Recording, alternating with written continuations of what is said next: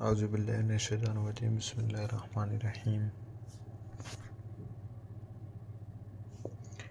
وہ راز جو سب بدل گیا۔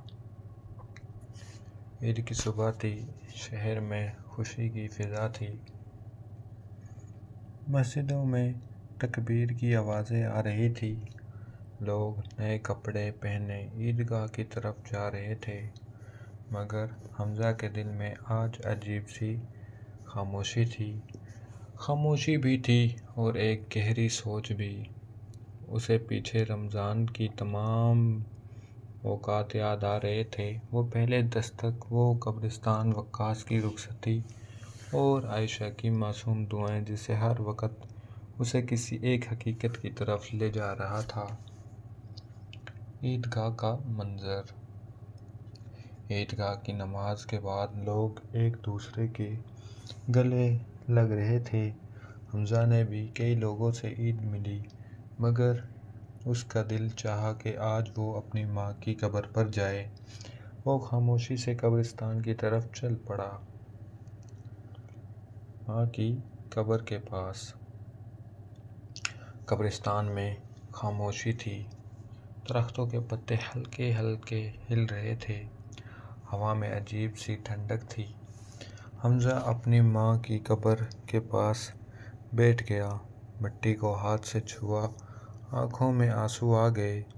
امی، اس رمضان میں بہت کچھ بدل گیا ہے، میں پہلے جیسا نہیں رہا۔ اسی وقت اسی قبر کے پاس ایک پرانا سا لفافہ نظر آیا۔ وہ حیران ہو گیا، لفافہ شاید پرانا تھا اور بارش سے تھوڑا بھیگ چکا تھا۔ اس نے آہستہ سے کھولا، اندر ایک خط تھا، ماں کا خط۔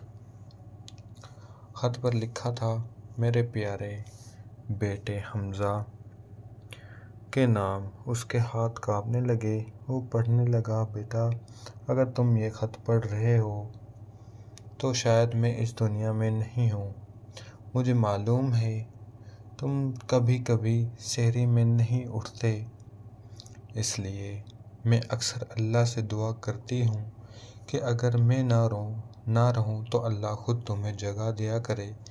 میں نے ہر سحری میں یہی دعا کی ہے، یا اللہ میرے بیٹے کے دل پر ایسی دستک دے کہ وہ کبھی غفلت میں نہ سوئے۔ خط کے الفاظ دھندلے ہو گئے، کیونکہ حمزہ کی آنکھوں سے آنسو بہنے لگے تھے۔ راز سمجھ آ گیا۔ حمزہ نے آسمان کی طرف دیکھا، دل زور سے دھڑک رہا تھا۔ اب اسے سمجھ آ گیا تھا، وہ دستک کوئی اتفاق نہیں تھی، وہ اس کی ماں کی دعا تھی، وہ دعا جو قبر کے بعد بھی زندہ رہی۔ ایک نیا وعدہ۔ حمزہ نے قبر کے پاس سجدہ کیا، یا اللہ میری ماں کی دعا کو ضائع نہ ہونے دینا، مجھے ایسا بنا دے کہ میں عائشہ کے لیے بھی وہی بن سکوں جو میری ماں میرے لیے تھی۔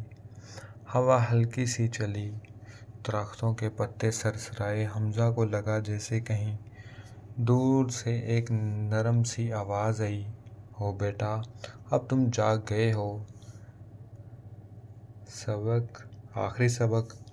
نمبر 1، ماں کی دعا موت کے بعد بھی زندہ رہتی ہے۔ نمبر 2، اللہ کبھی کسی کی سچی دعا کو ضائع نہیں کرتا۔